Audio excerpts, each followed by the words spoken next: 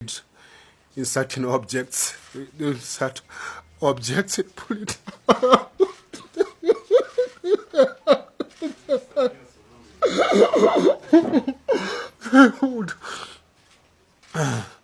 Dude, it's okay.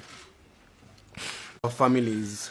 So as you're aware, we were abducted in Tanzania by Tanzania security forces, and we were tortured. So when I came back to the country, I said that I will not speak until Agatha is found. And Agatha was found, and we're happy that she's back and alive, and she's here. And I said we'll share what happened to us. So when I went to Tanzania on July 18th. May 18th. Yeah, May 18th. I went to Tanzania on May 18th. We were going there as activists to attend to Ndolisi's hearing, which was supposed to happen on Monday the 19th. And I was in the same flight with Mother Karua and other activists. There were 8 of us on that particular flight. And when we landed, 3 of us were separated. That was Mother Karua, Gloria, and Lynn, and they were deported. I was able to get into the country legally, and my passport was signed and stamped with an entry stamp. I went to my hotel, and I checked in, and I relaxed. And then on the 19th, and then on the 19th, like the early morning hours of Monday, some men came to my room, and they were knocking, and they were very violent in their knocking. And they were demanding that I go with them, and I said, I can't leave my hotel room at that hour of the night. I said, I need a lawyer. And then at 3:30 a.m., some lawyer showed up and said, oh, these people are police officers, you should go with them. And I said, no, I can't leave my room at night. And I barricaded myself in my room until morning. When morning came, I called, Agatha had come from a different flight, and she was in the same hotel with me. And I called Agatha. I was meant to check out the same day on Monday morning. So I called Agatha and I said, come pick my bags for me and keep the bags in your room for safety purposes, and also because I was supposed to leave the country the same day. So Agatha came to my room and picked my bags. When she picked my bags, I went downstairs, and I found the same people who had come at night who were waiting for me, but there were more of them now. There were about maybe 10, 12 people who were waiting for me. They followed me to the bathroom, and they wanted to arrest me. I screamed in the entire hotel and ran away back to where my colleagues were. They followed me there. They said, oh, we just need to take you for questioning. Where is your phone? I said, I don't have a phone. So they picked me up, took me to migrations, and they told me to write a statement, which I did. I was fingerprinted, photographed, and then they said, now we need to get your phone. I said, I don't have a phone. I don't know where my phone is. And they took me back to the hotel and reviewed the CCTV of the hotel, and they saw that Agatha came to my room and left with my bags. And that's when Agatha was arrested, taken to her room, which was ransacked. They did not find my phone or my laptop. They took us back to the immigration's office, and Agatha was interrogated for hours, for about 2 hours without lawyers. We went there with 3 lawyers from Tanganyika Law Society, but they were not allowed where Agatha was. They interrogated her. Around 6 p.m., I got a call from the Kenyan ambassador to Tanzania, Mr. Isaac Jenga, who told me I was going to get deported from Tanzania. And I was like, okay, I'm happy to go home. Around 6:30, or maybe some few minutes after 6, some guy came who said he was from the state office or state security, and he started beating me up. I was being beaten at the presence of my lawyers and Agatha. He started calling me, saying that I'm an inmate, I'm coming to destroy their country, and I'm a problem, they're going to teach me a lesson. And then he said that we're under arrest. So we were moved from immigration's office, me and Agatha, to Central Police Station, where we found a guy called, we later came to know he's called Mafwele. At the station, the beating continued in the presence of those 3 lawyers who said nothing. And they said we must produce our phones. When Agatha was being arrested during the day, they found her phone. So they had Agatha's phone, but they did not have my phone. I did not give them my phone. I didn't even have a phone at that particular moment, but they said that they're going to teach me a lesson I'll never forget.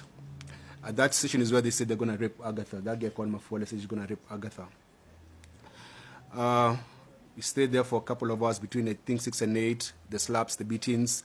And then the lawyers were chased away and were told if they don't go, they'll be investigated. And the exact words that guy told them, Nyinyi tutapima uzalendo wenyu. And that meant that we're going to measure the patriotism of those particular lawyers if they did not leave the station. So the lawyers left us. And when the lawyers left us, they did not tell our families that we were being beaten and being harassed and being threatened. Because Mafuele asked me in front of those lawyers, are you circumcised? I said, I'm circumcised. I said, we're going to circumcise you again. So there's a lot of threats and beatings. I was only being beaten at that station. They did not attach Agatha. So while we were there, they kicked us out of the room. And I said, I want to go to the bathroom. So someone took me to the bathroom. The young man who took me to the bathroom told me, these guys are going to hurt you, and they're going to hurt you so bad. Give them your phone. I said, I don't have my phone. And my fear was because we had gone to Uganda, Tanzania rather, with many other activists. And if I lose my phone, or if they get my phone, they get hold of everyone that I was talking to in the country. So I could not give it my phone or my laptop. So when I went back to the bathroom, came back, and we were told to wait outside. Mafuele made a phone call to someone, and a few minutes later, some guys came, 6 or 7 of them, very mean-looking people with one lady. It was at, Dar es Salaam is very hot, but they all wearing half jackets, and the smelling of alcohol. They looked so evil. So when we went to the central police station, there was a staircase on this side, so we came in through this staircase, but where we were, there was another private staircase, so they took us out with. They took us downstairs to the car, and we were blindfolded and handcuffed on the back. And it was a white Land Cruiser. At the back, there were like a lot of sticks and a lot of fake number, like a number of number plates in that car. The guy across me had an AK-47. They were all in civilian clothes. So Agatha sat. It was a Land Cruiser. Agatha sat this seat. I was this other side in a face me position. And then they drove off. Then they took us, drove for about 20 minutes. Then they took us to a building.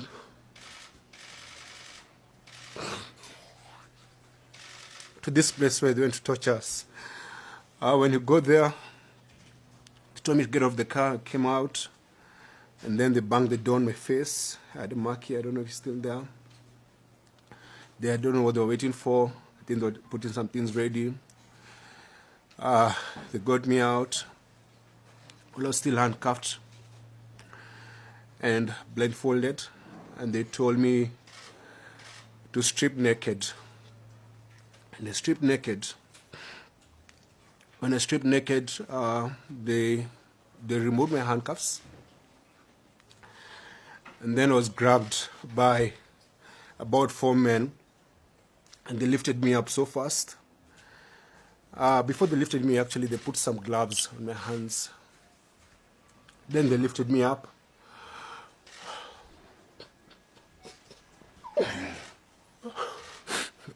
They lifted me up and tied me upside down. There's a photo I saw online about what they did to us. It's in my bag. We can distribute when I'm done talking. So we were put on an upside position where my legs were up like this. My body's up. I'm stuck naked. And then they started beating my feet. So they would beat me and massage my feet.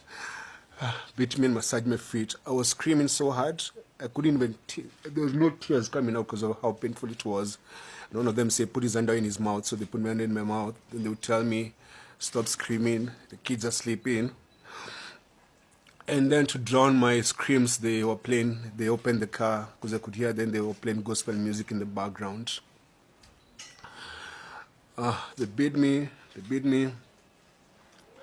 Then they removed the underwear from my mouth, and they started questioning me, asking my name, where are you from, why are you here, who sent you, why are you coming to destabilize our country? And then they said, Wekamoto.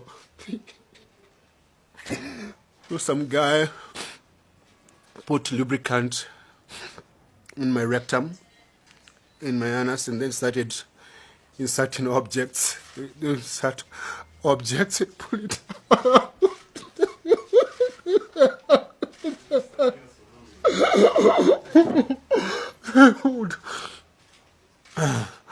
Dude, it's okay.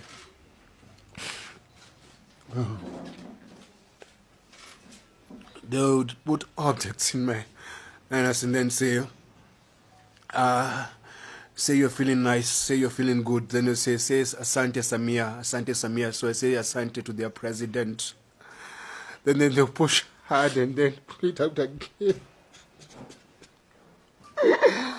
They did that. Say I started bleeding. And they dropped me. Then I'm still blindfolded.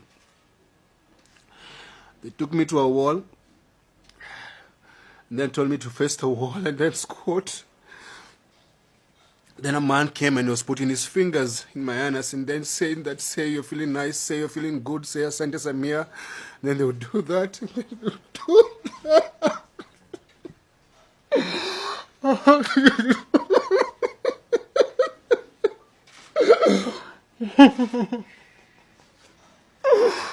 And then they told me to turn around. I'm naked. So all this time they're telling me they're recording everything they're doing to us, or rather they're doing to me. So they're recording this. They're teaching me a lesson. So I'm stuck naked. They turn me around, say your name, your wife's name, your kid's name, where do you live, where do they go to school. I'm naked. And they removed the blindfold and said, now, so when I'm answering these questions, when I turn around,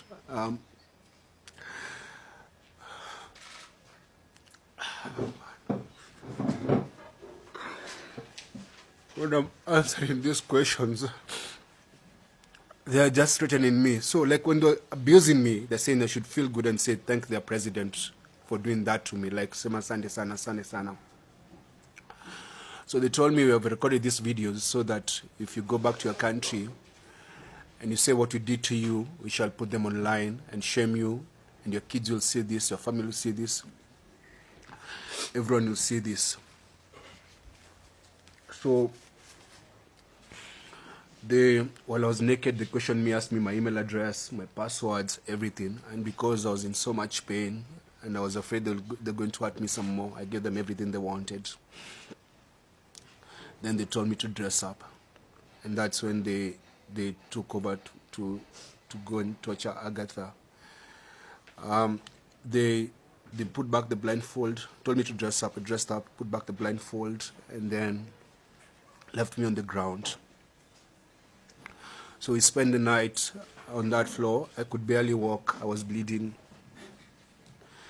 And then I could hear Agatha screaming. And one of the men was there saying, why don't you give me permission to rape her? Because this one is like big good. She looks very nice. Let me just allow me to shusha muzigo, like let me rape her. So I don't know what happened to Agatha, but I could just hear her screaming. The following morning, on Tuesday morning, they came and they told us to remove our clothes and to go shower. So my feet were swollen. I could not walk, so I begged them to allow me to crawl like a dog so that I could go to the bathroom. I crawled like a dog to where the bathroom was. That's when they removed my handcuffs. So when I was stripped naked, I still had the handcuffs. That's when they removed the handcuffs and told me to take a shower. I was still bleeding, my stool had blood. And there's a man with an AK-47 standing there, like wearing civilian clothes. After that, they gave me fresh change of clothes. They were just insulting me, and took me to another another white Land Cruiser, still blindfolded, and they took me away. And that's the last time I saw Agatha until now when she came to Kenya. So that was on Tuesday morning. And then we drove and we drove and we drove and we drove for hours and hours until it got dark. I told them I wanted to use the bathroom They said you can't leave the car. So they gave me a bottle to pee. Well, I was still blindfolded and handcuffed. Then eventually, at night, I don't know where we ended up to. They took me to a room where they left me there. And they gave me like a soda and a loaf of bread. That was on Tuesday night. So I slept there. I could hear, it was like a coastal place because I could hear the call for prayers, and there was like a warmth and a lot of mosquitoes. Spend the night there. They'll just come, insult me or kick me and go. Come, insult me, kick me and go. And then on Wednesday morning, they gave me they gave me a cup of tea and an andazi. Then that Wednesday during the afternoon, their tone changed. They said, now we're going to let you go, but we're going to let you go with a very onyokali, which means like a stern warning, that if you leave this country, you should never come back or we'll kill you. If you go to your country and say what we did to you, we'll find you and we'll kill you. And you should never come back. So they said, do you want to eat? I said, I don't want food. I didn't have an appetite. The other thing is that because every time I wanted to go to the bathroom, they'd actually go there and stand by me like they're inspecting my stool. So I didn't have any privacy. And the only time the handcuff came up is when I went to the bathroom. But the blindfold never came out. So that afternoon they gave me a painkiller. Then on Wednesday evening, they told me, now you have to learn how to walk, because I could barely walk. So they told me to remove. I was wearing open shoes, took me outside.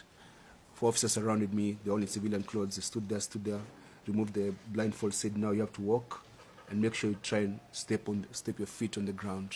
Step your feet. Said, we're going to let you go, but don't ever come back in this country. So they taught me how to try and walk. They made me walk for like half an hour. I said, that's enough. And then the following morning, on Thursday morning, they woke me up so early, maybe around 4:35 a.m. They put my things in the car, put me in the car, and then drove for like an hour, stopped briefly, and then when they stopped briefly, they spoke outside, then drove again, then stopped again, then told me, you're going to drop whatever you're going to drop. You don't open your eyes, don't turn back, don't look at us until you leave. So they told me, lala chini. They kicked me out, slept there on the floor, on the side of the road. And then when I opened my eyes, there was a Boda Boda guy waiting for me. I think they'd already done a deal with the Boda Boda guy. That Boda Boda guy drove me to the border, which land was the Horo border, the Tanzania-Kenya border. When they released me, they gave me 20,000 Tanzanian shillings and 400 Kenya shillings. That's your transport. And so at the border, I got someone who helped me push my bag, and I gave them the money, the 20,000 Tanzanian shillings. And then he helped me cross over. Then I used the money to take a border and call my wife. When we went to Tanzania, we went there as friends of Tundulisu and friends of Tanzanians. I'm an East African, I have an East African passport, and I'm allowed to travel freely within the region, because that's the deal we are. Like we're a regional bloc. I did not go to that country legally, and I did not commit a crime. And that's why they did not take me to any court. So I was able to come back to this country. But when I came back, and when I go to the airport here in Nairobi, I asked the Ministry of Foreign Affairs, and which is the same thing that I'm asking today. I said I was going to the hospital, and I wanted my medical report to be public of what they did to us. And I'm going to share the medical report today, and it's going to be circulated. Because I'd like the world to know of the very heinous things they did to us, to break us. And they did that to silence us and put fear on us. And it's something that we learned, that most Tanzanian activists go through similar things. They arrest you, and they take you through sexual torture and tell you if you speak, you're going to humiliate you to your family and all that. And it's what they did to us is it breaks me. I'm not the same, but I know I'm going to heal. And I wanted to share this because we have decided we should not be silenced, and we should let the world know what happened to us. Yeah, so my government let me down. Uh, my government sided with Suluhu's government and said we're interfering with Tanzanian politics. We were not interfering in Tanzanian politics. We went there as visitors, and we did not hide the reasons for our visit. I've been to Tanzania before to visit another political prisoner, Freeman Mbowe, who was Chadema's leader before Tundu Lissu. I was in Uganda when Bobi Wine was under house arrest. I went to Uganda when Stella Nyanzi was in jail. I visited her in jail. I've done that in many other African countries because I'm an African. And I belong to this continent. And Africa is home. So that's why we're here. So we're here to share our story and to say that our bodies might be broken, but our spirits are strong. Forgive my tears. It's just that, man, my heart is not good, man.